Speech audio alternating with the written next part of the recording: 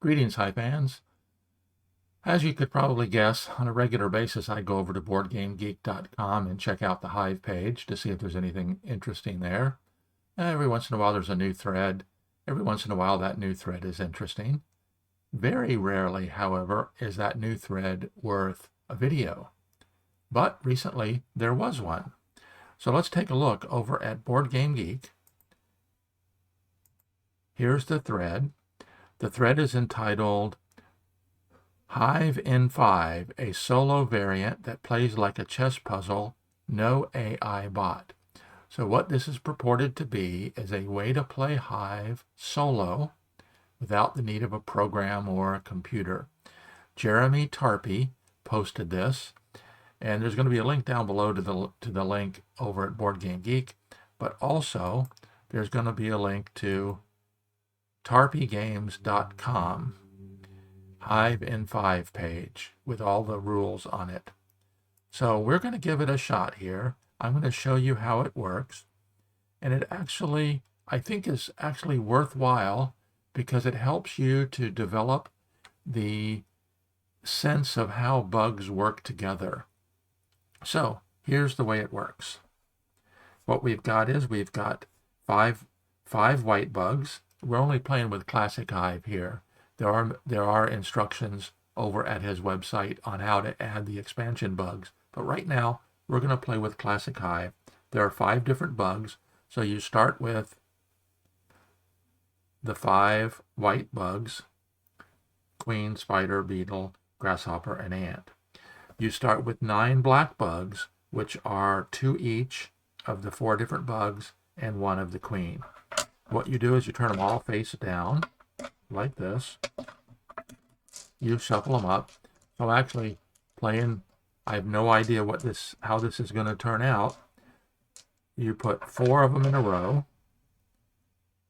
like this to begin with, and then you end up with what essentially is a ring with the 3 corners added.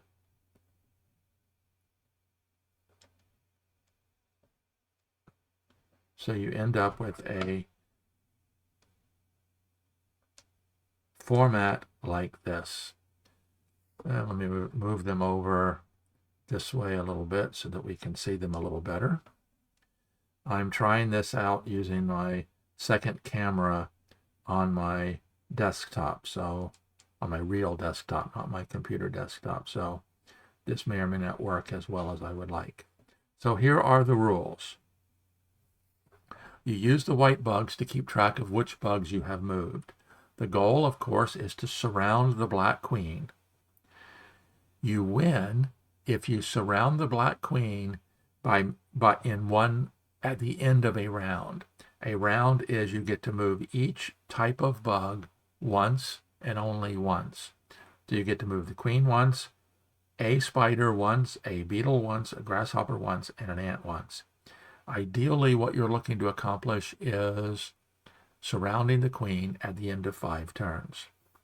So let's take a look to see if this is going to be possible in this configuration. And I don't think it's going to be possible right now because, although it might be, let's take a look. Yes, I think we can win this. We move the ant to here.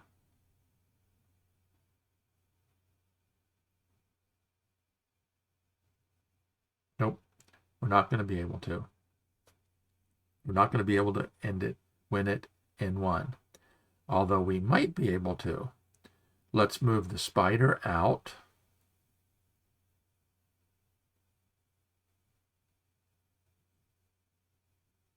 Nope, I don't think so. Because if we move the spider out,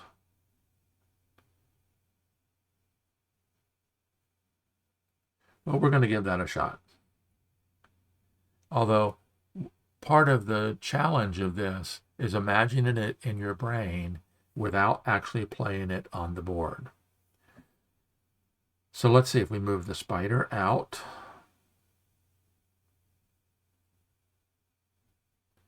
Nope, we're not going to be able to get Okay, so here we go.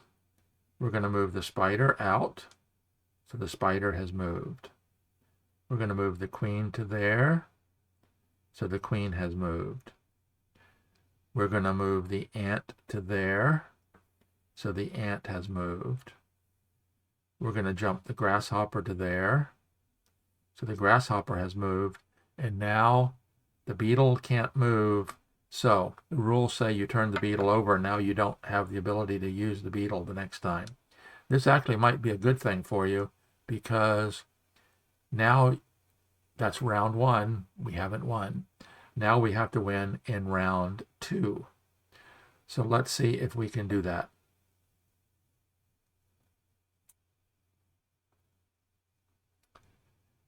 It's not going to be easy, because one of the ants is going to have to move. And when that ant moves,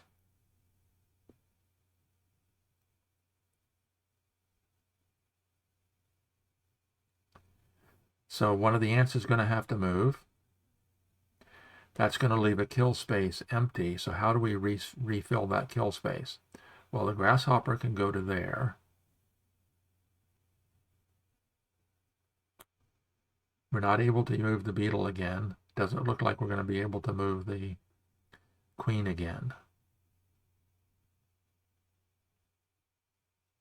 We're not, as it is right now, I don't think I'm going to be able to win it in 2 rounds.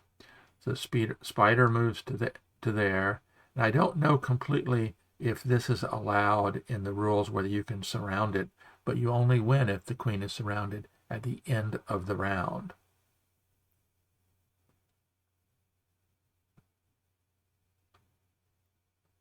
So grasshopper jumps to there.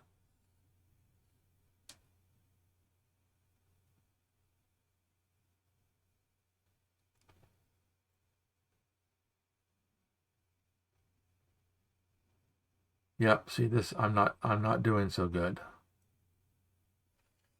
Ant goes to here. Oh, I've already moved my grasshopper.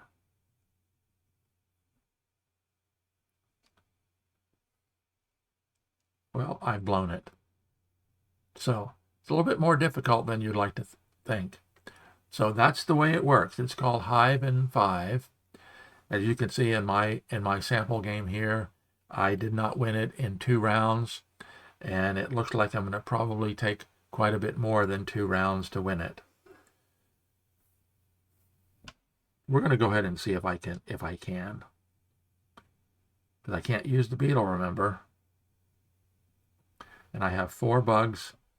Yeah, I say I can't possibly win it in the next round, because well, yeah, maybe. No, because the spider's going to have to move.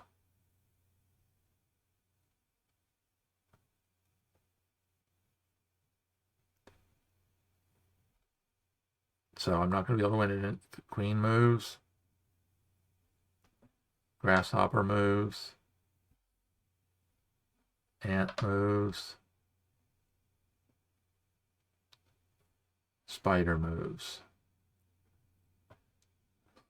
So I still haven't won it, because the key thing is getting the spider into one of the kill spots. So the spider can go into the kill spot here, but then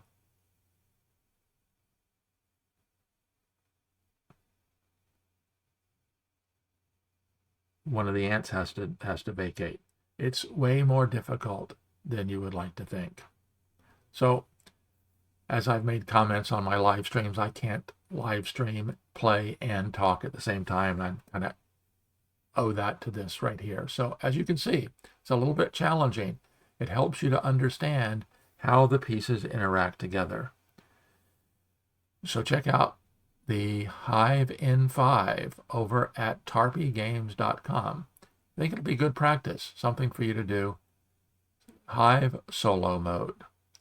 So as always, I'm here helping you play Hive like a champion, even though I didn't play Hive like a champion in this video. Until next time, this is Randy Ingersoll signing off.